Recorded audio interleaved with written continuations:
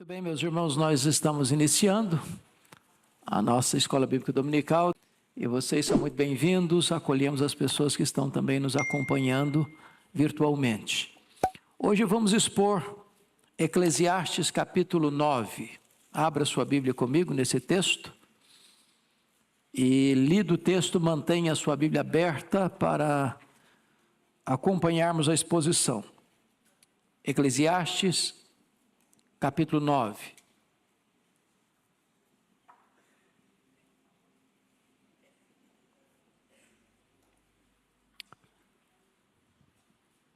Ok? Então vamos lá. Diz assim Salomão: deveras me apliquei a todas essas coisas para claramente entender tudo isto, que os justos e os sábios e os seus feitos estão nas mãos de Deus. E se é amor ou se é ódio que está à sua espera, não o sabe o homem. Tudo lhe está oculto no futuro. Tudo sucede igualmente a todos. O mesmo sucede ao justo e ao perverso, ao bom, ao puro e ao impuro, tanto ao que sacrifica como ao que não sacrifica, ao bom como ao pecador, ao que jura como ao que teme o juramento. Este é o mal que há em tudo quanto se faz debaixo do sol. A todos sucede o mesmo. Também o coração dos homens está cheio de maldade, e nele há desvarios enquanto vivem, depois rumo aos mortos. Para aquele que está entre os vivos há esperança, porque mais vale um cão vivo do que um leão morto. Porque os vivos sabem que hão de morrer, mas os mortos não sabem coisa nenhuma. Nem tampouco terão eles recompensa, porque a sua memória jaz no esquecimento. Amor, ódio e inveja para eles já pereceram. Para sempre não têm eles parte em coisa alguma do que se faz debaixo do sol. Vai, pois, come com alegria o teu pão e bebe gostosamente o teu vinho, pois Deus já de antemão se agrada das tuas obras. Em todo o tempo sejam alvas as suas vestes, e jamais falte o óleo sobre a tua cabeça. Goza a vida com a mulher que amas, todos os dias da tua vida fugais, os quais Deus te deu debaixo do sol. Porque esta é a tua porção nesta vida, pelo trabalho com que te afadigaste debaixo do sol. Tudo quanto te vier à mão para fazer, faze-o conforme as tuas forças, porque no além para onde tu vais, não há obra, nem projetos, nem conhecimento, nem sabedoria alguma. Vi ainda debaixo do sol que não é dos ligeiros o prêmio, nem dos valentes a vitória, nem tampouco dos sábios o pão, nem ainda dos prudentes a riqueza, nem dos inteligentes o favor. Porém, tudo depende do tempo e do acaso. Pois o homem não sabe a sua hora, como os peixes que se apanham com a rede traiçoeira, e como os passarinhos que se prendem com o laço, assim se enredam também os filhos dos homens, no tempo da calamidade, quando cai de repente sobre eles. Também vi este exemplo de sabedoria debaixo do sol, que foi para mim grande. Houve uma pequena cidade em que havia poucos homens. Veio contra ela um grande rei, sitiou-a e levantou contra ela grandes baluartes. Encontrou-se nela um homem pobre, porém sábio, que a livrou pela sua sabedoria.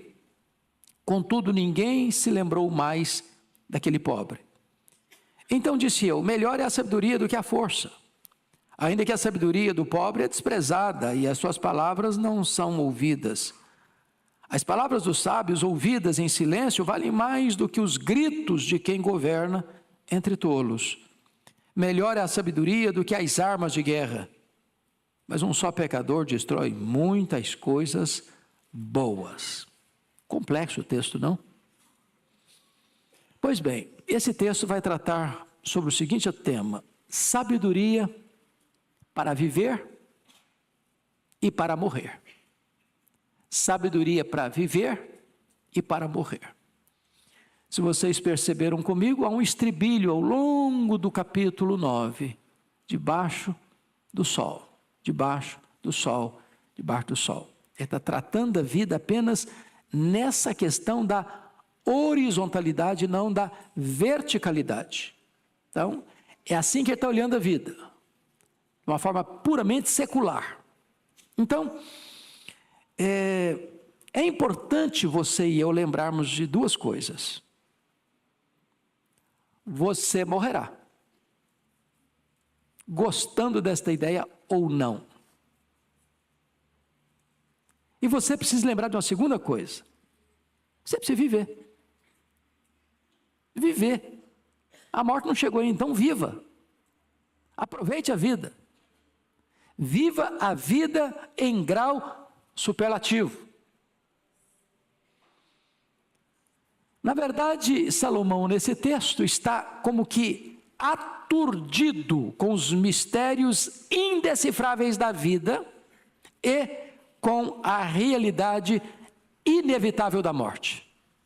Então vamos às lições do texto. Primeira lição do texto, versos 1 a 3, é que a morte é inevitável. Até Jesus voltar, os homens morrerão.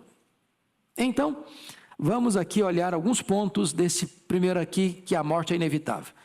Primeiro, nossa vida está nas mãos de Deus. Olha o verso primeiro. Deveras me apliquei a todas essas coisas para claramente entender tudo isto, que os justos e os sábios e os seus feitos estão o quê?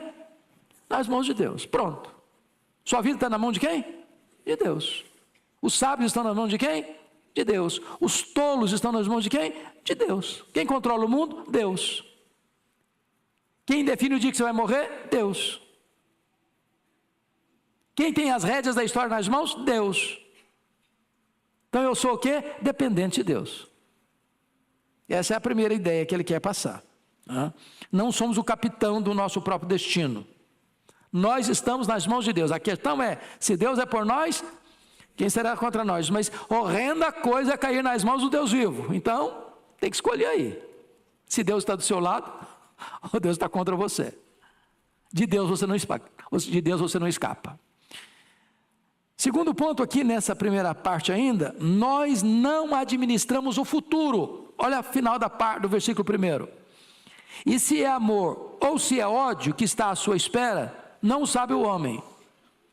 Tudo lhe está oculto no futuro. Ou seja, primeiramente ele está dizendo que a vida não é um mar de rosas. Tá? Não é mesmo.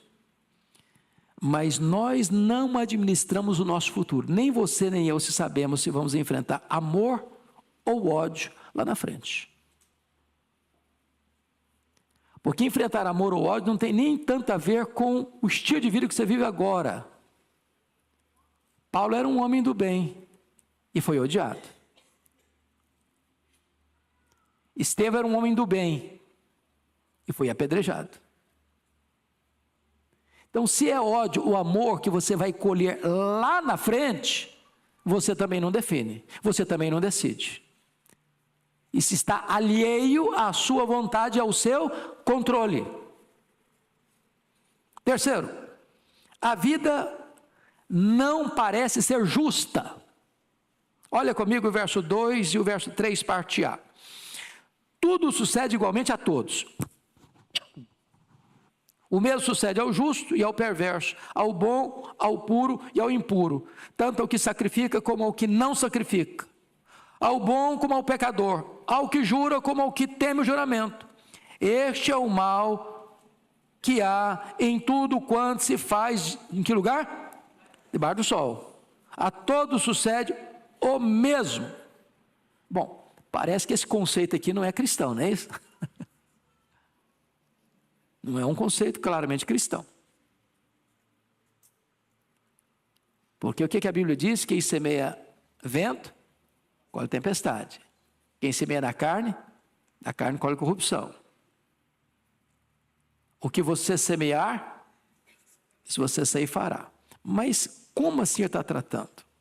Do que ele está falando? O que ele está falando é o seguinte: é que coisas ruins podem acontecer com pessoas boas.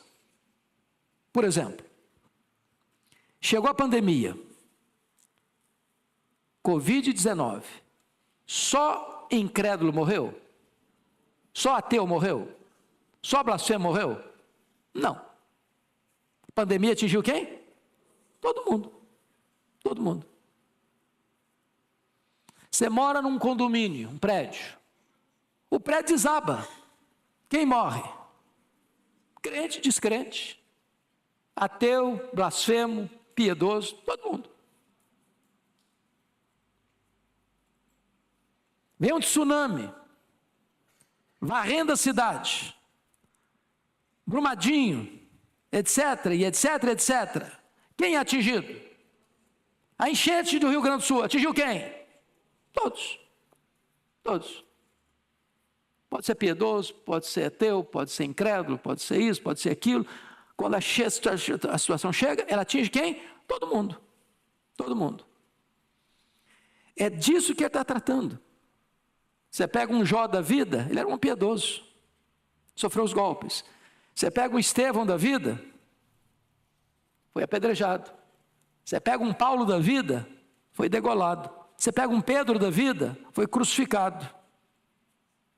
Ou seja, moralidade não é proteção contra mortalidade. Bala perdida pega quem na rua? Quem tiver na hora. Se é crente ou descrente, a bala vai pegar nele. É desse aspecto que ele está tratando para nós. Uma tempestade, um acidente, uma pandemia atinge crentes e descrentes. É isso que ele está tratando aqui. Quarto lugar, a morte é absolutamente certa. Agora vamos olhar o versículo 3, a parte B dele, que diz assim: também o coração dos homens está cheio de maldade, nele há desvarios, enquanto vivem depois, rumo à morte. Ou seja, o camarada viveu na presença de Deus, ele vai para onde? Rumo à morte. O cara viveu na rebeldia e na transgressão, depois vai para onde? Rumo à morte. Você sepulta crente, sepulta descrente. Você tem funeral de crente, funeral de descrente. Você chega num cemitério, aqui jaz o crente e o descrente. A morte é o quê? Inevitável.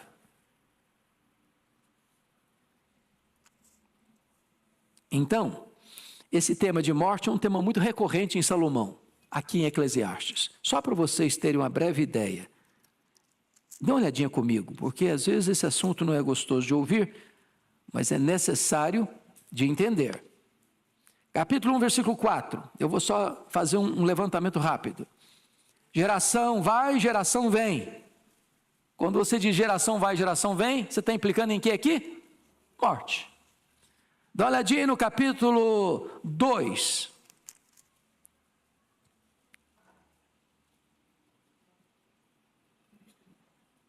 Versículo 14 a 17, está escrito assim: os olhos do sábio estão na sua cabeça, mas o estulto anda em trevas. Contudo, entendi que o mesmo lhe sucede a ambos.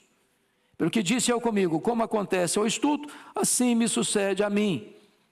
Porque, pois, busquei eu mais a sabedoria. Então disse a mim mesmo que também isso era vaidade. Pois, tanto do sábio como do estulto, a memória não durará para sempre. Então, um dia vai chegar, a morte vai chegar. Se você olhar no capítulo 3, 18 a 20, ele está tratando também do assunto. Disse ainda comigo, é por causa dos filhos dos homens, para que Deus os prove, e eles vejam que são em si mesmos como os animais, porque o que sucede aos filhos dos homens, sucede aos animais. O mesmo lhe sucede, como morre um, assim morre o outro. Ele não está falando que o animal tem alma, e como o homem não. Ele está dizendo que, do ponto de vista material, físico, morre um animal e morre um homem. Morre um ser humano e morre um ser irracional. A morte chega para todos. E assim por diante. Vai esse assunto até capítulo 12. Então, esse é o primeiro ponto que nós queremos tratar aqui. A morte é o quê? Inevitável. Segundo ponto. A morte é implacável. Não só inevitável, ela é implacável. Versos 4 a 6. Primeiro, a morte fecha a porta da esperança. Olha o versículo 4 aí, 9 e 4. 9 e 4, parte A do verso 4. Para aquele que está entre os vivos, há o quê? Esperança. Então, a morte fecha o quê? A porta da esperança. Eu esperava ficar rico. Só esperava. A morte chegou, zera a conta. Não tem morto rico, tem? Igual o menino falou, queria ser rico, igual meu avô, morreu rico. Não, morreu rico, não, morreu pobre. Não levou um centavo. Ele viveu rico, morreu pobre. Nada trouxemos para este mundo, nada dele levaremos. Então não tem rico morto, tem rico vivo. A morte fecha a porta da esperança. Quem morre agora, entendamos uma coisa aqui, quem morre ímpio, aplicando para o cristianismo, tá, gente? Quem morre ímpio ressuscita para a ressurreição do juízo. Quem morre na piedade ressuscita para a ressurreição da vida. Tá? A vida é mais do que viver, a morte é mais do que morrer. Ao homem está ordenado morrer uma só vez, vindo depois disso o juízo. Segundo ponto, a morte acaba com todo o prestígio. Versículo 4b diz assim: porque mais vale um cão vivo do que um leão morto. Bom, a comparação aqui é cruel para aquele tempo, para nós nem tanto, porque hoje os cachorrinhos são tratados a pão de ló. Não é verdade? Essa questão de animal pet hoje está um negócio impressionante, né? Eu já disse para vocês, numa das aulas aqui, de um telefonema que eu recebi. E a mulher me fez a seguinte pergunta: ô pastor, eu estou ligando para perguntar para o senhor se a minha cachorrinha vai para o céu.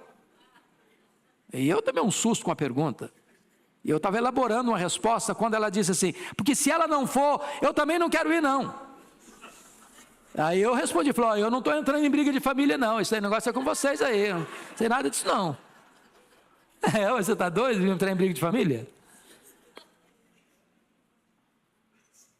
É curioso isso. Mas hoje tem gente dormindo debaixo do mesmo cobertor, com um cachorrinho.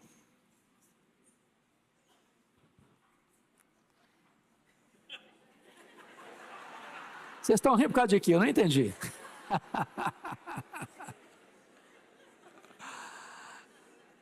Eu tenho um amigo que é pastor reformado, calvinista, que foi fazer uma cerimônia de casamento, e ele não está sabendo de nada. E na hora da aliança entrar no cortejo, a cachorrinha da família foi levando as alianças. Então, o negócio hoje está complicado. Agora, cão, lá na época de Salomão, não era pet não, viu gente? Era cachorro de rua, leprento, que virava as latas de lixo. Era um animal execrável. Leão é o rei da selva, símbolo da força, do poder, do controle, do domínio, de liderança. Então ele está dizendo, vale mais um cachorro leprento, vivo, do que um leão famoso morto. O que ele está querendo dizer com isso? Que quando a pessoa morre, acabou o prestígio. O leão não ruge mais, não ataca mais, não lidera mais, não é o chefe da floresta mais. Está entendendo isso aqui? Morreu, prestígio acabou. Numa perspectiva debaixo do sol.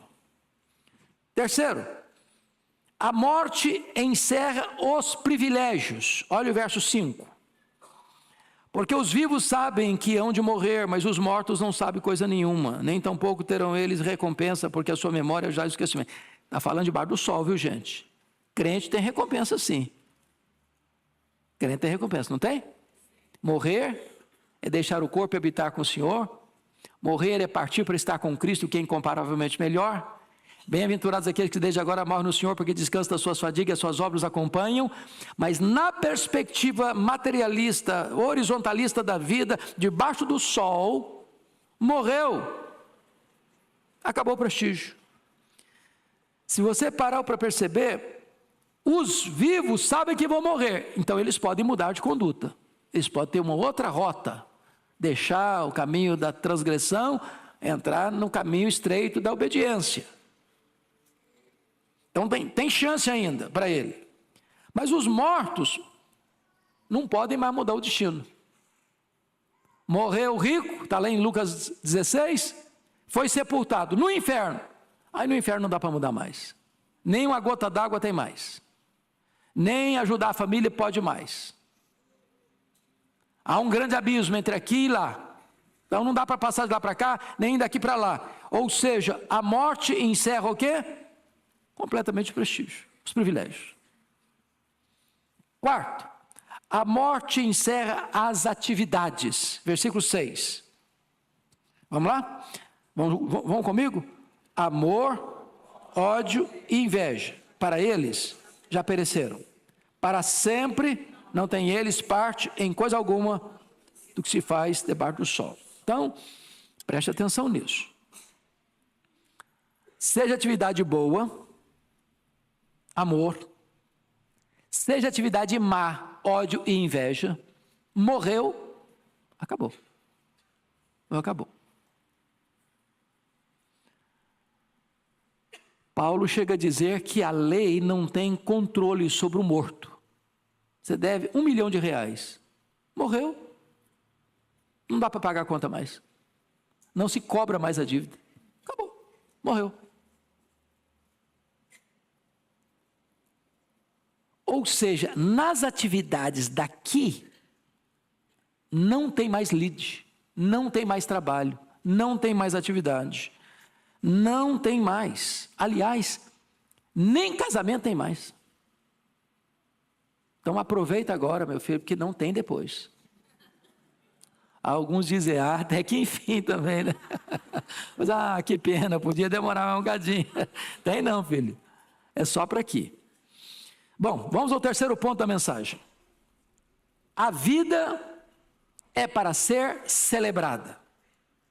Então ele está falando da inevitabilidade da morte, da implacabilidade da morte, mas agora está olhando agora para o outro ângulo, a vida. Então, em primeiro lugar, celebre a mesa farta. Versículo 7, leia um comigo. Vai, pois, come com alegria o teu pão e bebe gostosamente o teu vinho, pois Deus já de antemão se agrada das tuas obras. Então, preste atenção. Comer e beber, à luz da Bíblia, é um ato litúrgico, festivo. Um ato de adoração a Deus. É por isso que crente, preste atenção, hein? Crente tem o hábito de fazer o que antes de comer? Dar graças a Deus.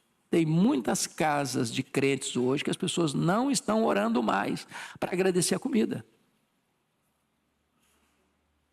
Eu cheguei num restaurante recentemente e o garçom veio servir e eu disse, o senhor pode aguardar só um minutinho? E orei, eu oro em voz alta mesmo, não tem vergonha não. E o homem se emocionou e disse, quantos anos que eu trabalho aqui, nunca tinha visto alguém parar para agradecer a Deus a comida. Ele está dizendo, coma e beba festivamente. Então, só para parar um pouquinho, você agradece a Deus, você tem pão na sua mesa, com fartura. Que privilégio, que bênção. Agora, preste atenção, ele está dizendo aqui, comer com alegria e gostosamente. Porque às vezes, irmãos, a mesa é farta, mas o ambiente é pesado. A mesa é farta, mas a comida desce quadrada. E é nesse contexto que o próprio Salomão vai testemunhar em Provérbios, capítulo 15, 17 e 17:1, que é melhor você ter um prato de hortaliça onde tem amor, que tem um banquete de carnes, e mágoa, e ódio, e ressentimento, e briga. Quando tem amor, um prato de arroz com feijão é um banquete. Quando tem mágoa, picanha maturada, parece que tem gosto amargo. Não é tanto que está sobre a mesa, é o que está no coração. Segundo, aproveite todos os momentos da sua vida, festivamente, versículo 8. Leia comigo 8. Em todo tempo, sejam alvas as tuas vestes, jamais falte o óleo sobre a tua cabeça. Então vamos entender o significado primário do texto e depois só a aplicação espiritual do texto. Porque esse versículo é quase só usado para a questão da unção, não é? Santidade e unção. Vestes alvas e óleo sobre a cabeça. Mas não é o sentido primário do texto. Quem vestia vestes brancas? Os guerreiros vitoriosos voltavam das conquistas com vestes brancas. Quem vestia vestes brancas? As pessoas no dia de núpcia, no dia de festa, no dia de celebração, os sacerdotes. Então, vestes brancas, não falte vestes brancas, é o seguinte: não falte na sua vida este ambiente de celebração, de gratidão, de vitória, de exultação. Ponha vestes brancas. Todo dia que você vive é um dia único na história, nunca houve um igual, nunca haverá outro semelhante. É só este, é o único dia singular na sua vida, é hoje. É hoje, porque o amanhã não chegou, o ontem já foi embora, só tem um hoje. Então viva hoje, celebrando a vida. O que é o óleo sobre a cabeça? É honra. É o Salmo 23. É honra. Então viva hoje como se fosse o último dia da sua história, com prazer, com deleite, com exultação, com gratidão. É isso que ele está dizendo. Agora vamos à aplicação espiritual, porque esse versículo é quase só usado para aplicação espiritual. Vestes brancas falam de santidade, de você ser justificado. A pergunta lá do Apocalipse capítulo 7 é: de onde vem essa multidão? Esses são aqueles que lavaram as suas vestiduras no sangue do Cordeiro, estão com vestes alvas, com palmas nas mãos, exaltando a Deus. Então, vestes brancas também significa viva uma vida de santidade. Óleo sobre a cabeça significa você recebe a unção do Espírito Santo para viver esse dia na presença de Deus e para a glória de Deus. Terceiro, desfrute a vida conjugal. Leia o 9 comigo, por favor. Vamos juntos?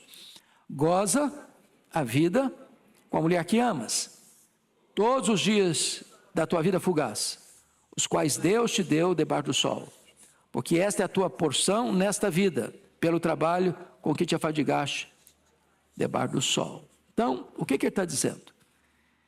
É que a vida conjugal é para ser celebrada. Em outras palavras, não ponha o seu casamento no piloto automático, porque não tem nada mais perigoso para a vida conjugal do que a rotina, a mesmice, a falta de criatividade. Então, aqui há demonstração de afeto, a mulher que amas. Aqui há busca ativa de alegria, goza a vida.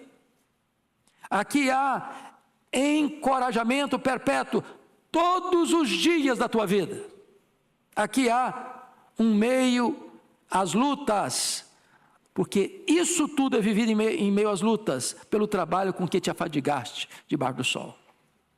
Então não espere só dias róseos para celebrar a vida conjugal, não. Você celebra na dinâmica da vida, tem luta, tem festa, tem alegria, tem prazer conjugal, no meio do torvelinho da vida, no miolo da tempestade da vida, é aí que você celebra a sua vida conjugal.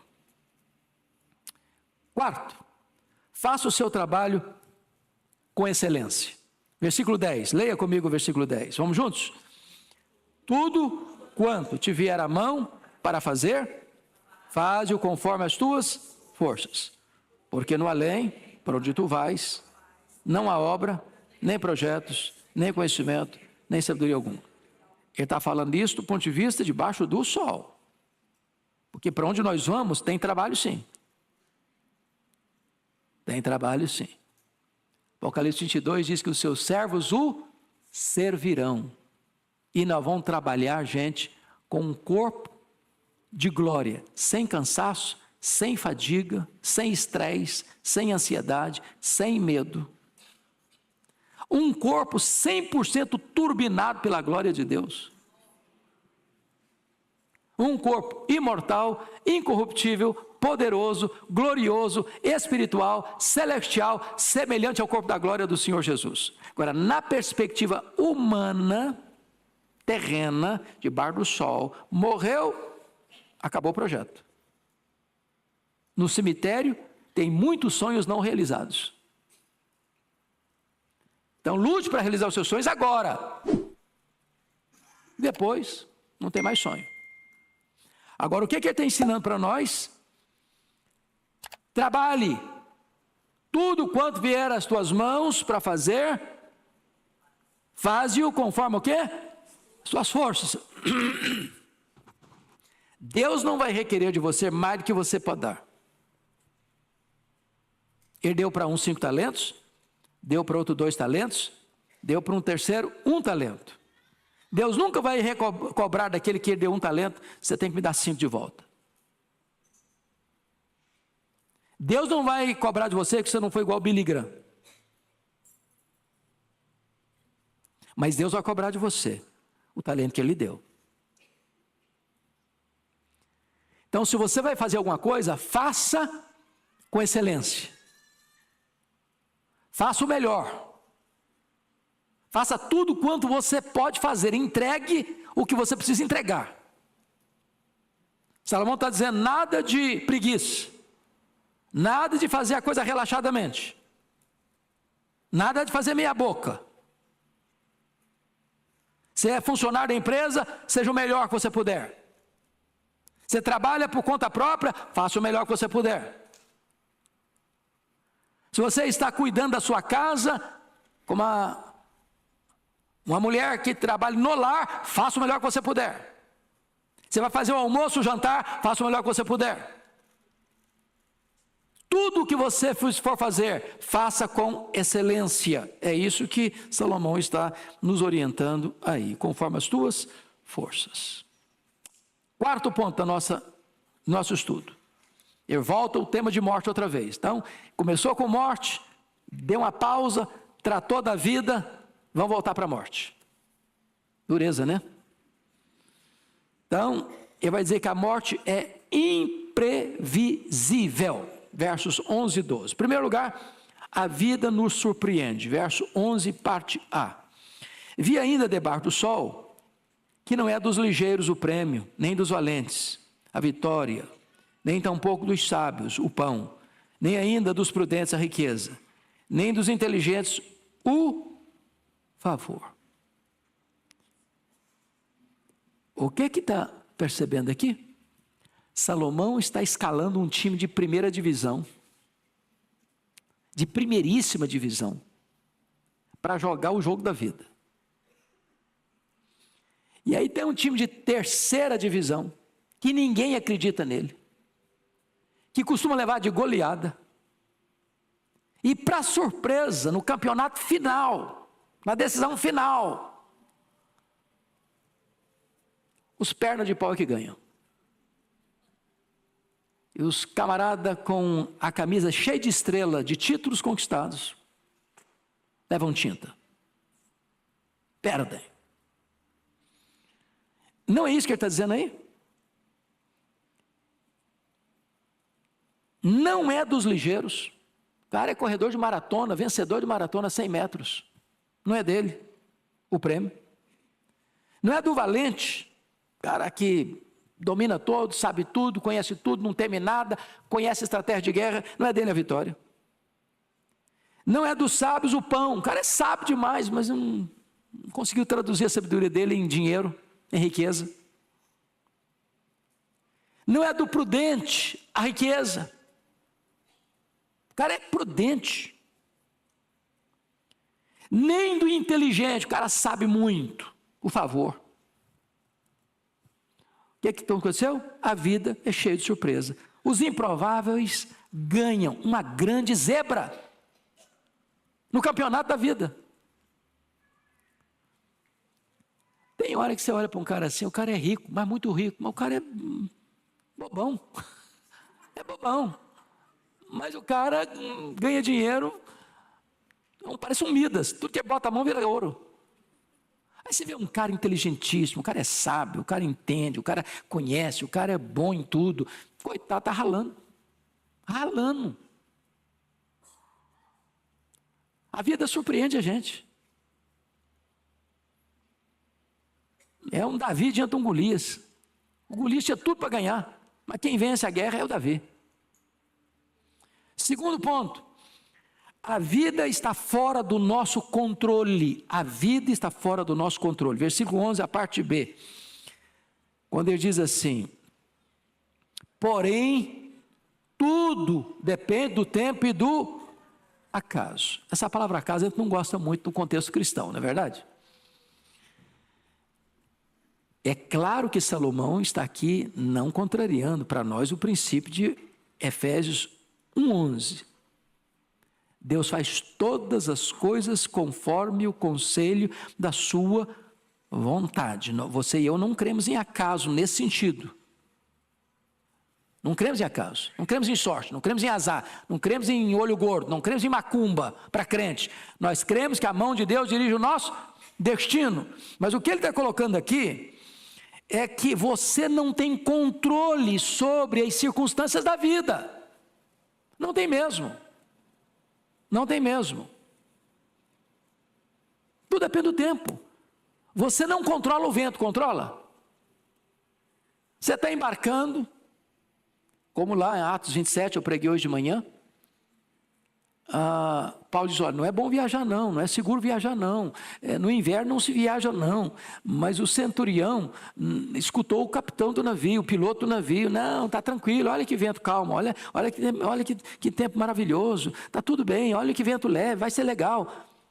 E de repente eles embarcam, daqui a pouco vem um tufão, uma tempestade, vento contrário.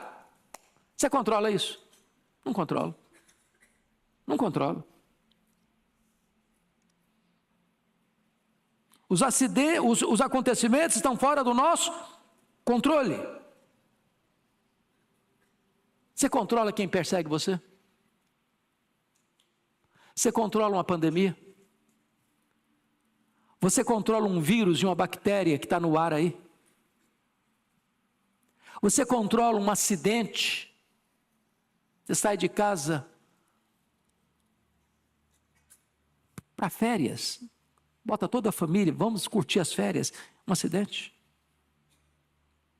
Eu preguei recentemente numa igreja, onde o pastor anterior saiu com a família para a praia, dia de descanso, ainda levou uma coleguinha da filha, até o cachorrinho da família foi junto.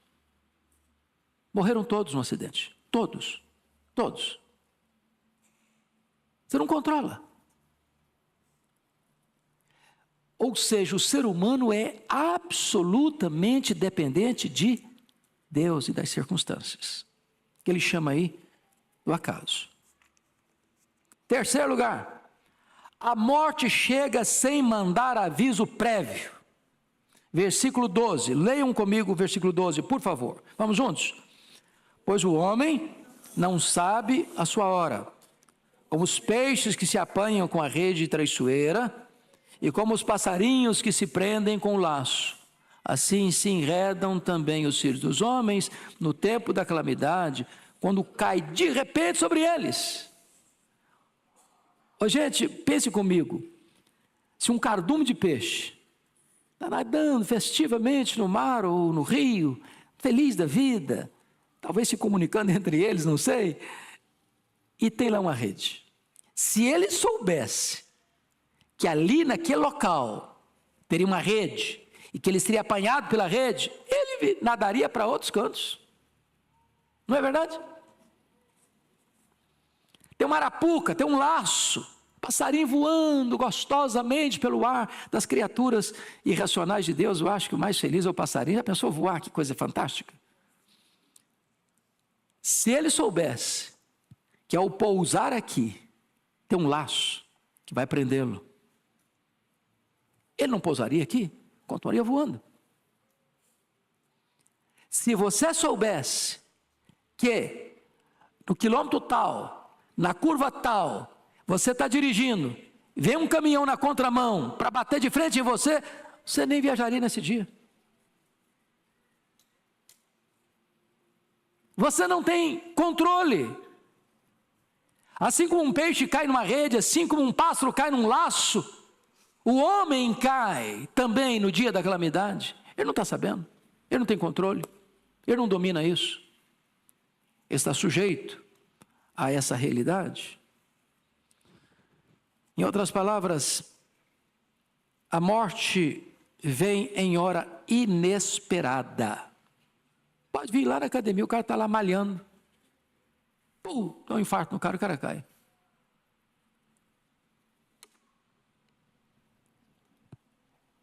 Ele está lá no seu trabalho, na sua mesa de negócio. Morreu. Pronto. Lá na CTI do hospital. Em outras palavras, o homem não tem o quê? Controle, nem do dia, nem da hora, nem da circunstância. A morte chega sem mandar aviso prévio. Vamos ao último ponto então dessa mensagem. É que agora ele vai trabalhar aqui, o tema é sabedoria para viver e sabedoria para morrer. Agora ele vai tratar que a sabedoria é proveitosa. Primeiro, a sabedoria ilustrada. Ele vai ilustrar a sabedoria nos versos 13 a 15, parte A. Você lê comigo, por favor, 13 a 15, parte A, vamos juntos? Também vi este exemplo de sabedoria debaixo do sol, que foi para mim grande. Houve uma pequena cidade em que havia poucos homens. Veio contra ela um grande rei, sitiou-a e levantou contra ela grandes baluartes. Encontrou-se nela um homem pobre, porém sábio, que a livrou pela sua sabedoria. Até aqui. Até aqui. Então ele está mostrando, está ilustrando sabedoria. Está contrastando um rei grande com um pobre sábio. O rei grande chegou numa pequena cidade, sitiou-a, cercou-a, entrincheirou-a para atacá-la. Mas dentro da cidade tinha um velho, tinha um pobre, que era sábio. E a sabedoria desse pobre livrou a cidade do ataque desse rei grande. O que ele está querendo dizer com isso? Que a sabedoria do pobre é mais forte do que o poderoso rei bem armado. Vamos ilustrar.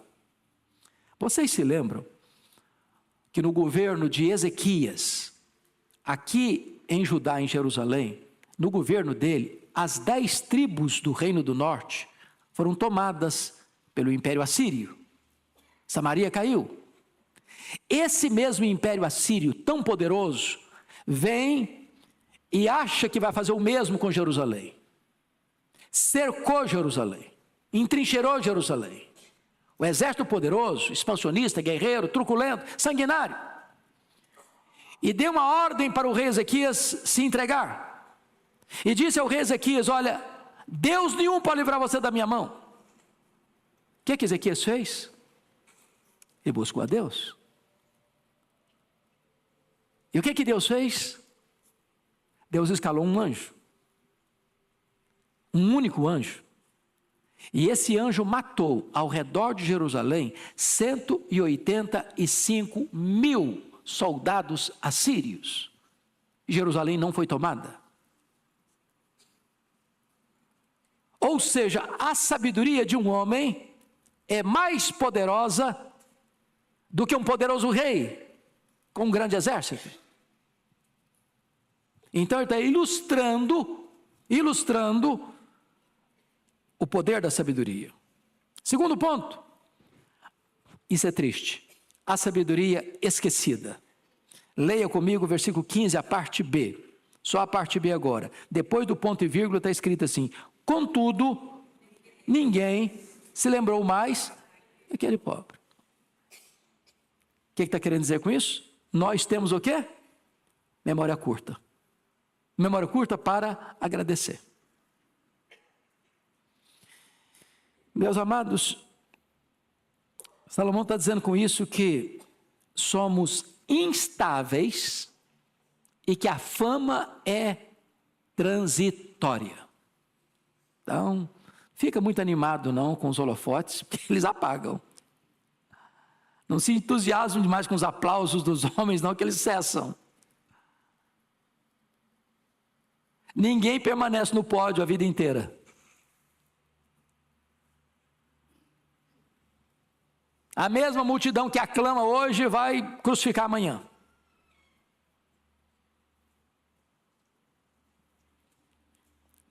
Ele, aliás, já disse isso em outra circunstância, que a gratidão parece que sofre de amnésia. E nós esquecemos até mesmo da família, sabia? Eu vou fazer um teste, já fizemos isso aqui, mas quem no auditório aqui pode levantar a mão e dizer para mim os seus tetra-avós ou tataravós, nome deles? Você lembra? Quem foi o bisavô do seu avô? Você e eu não sabemos. Foram importantes, mas caíram na malha do esquecimento. Sabe o que significa isso? Os netos de seus netos nem vão saber que você existiu. Então, baixa a bola. Baixa a bola. Sabedoria esquecida. Finalmente, último lugar. A sabedoria enaltecida. Versos 16 a 18. Vamos juntos ler esses 3 versos, 16 e 18. Vamos juntos? Então, disse eu, melhor é a sabedoria do que a força. Ainda que a sabedoria do pobre é desprezada e as suas palavras não são ouvidas. As palavras dos sábios, ouvidas em silêncio, valem mais do que os gritos de quem governa entre tolos. Melhor a sabedoria do que as armas de guerra. Mas um só pecado destrói muitas coisas. Então a sabedoria é melhor do que o quê? Do que a força. Um tem os músculos tonificados, o outro tem os neurônios esticados. O que vale mais? A força ou a sabedoria? Mas ele diz ainda que a sabedoria é melhor do que as armas, melhor que o exército, porque um exército com armas na liderança de um tolo é uma tragédia, é uma tragédia, é uma tragédia.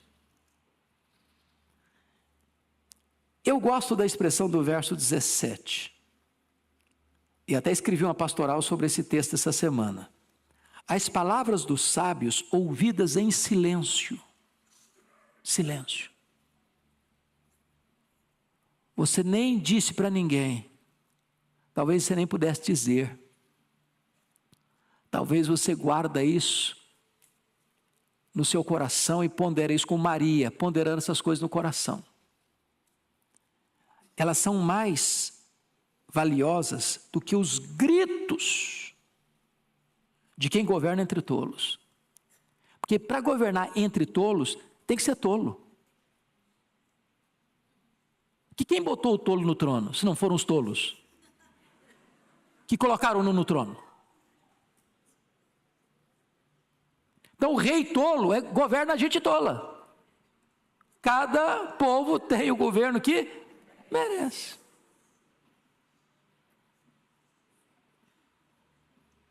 E não reclama do rei tolo se você foi tolo de votar nele. Vou fazer igual, Orival. Vocês estão entendendo o que eu estou falando?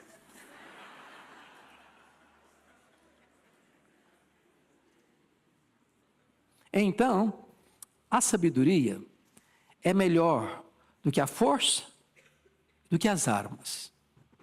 Mas ele termina, irmãos, com uma frase complicadíssima e dolorosa para nós. Como é que ele termina? Mas um só pecador destrói muitas coisas boas. Vocês têm visto isso?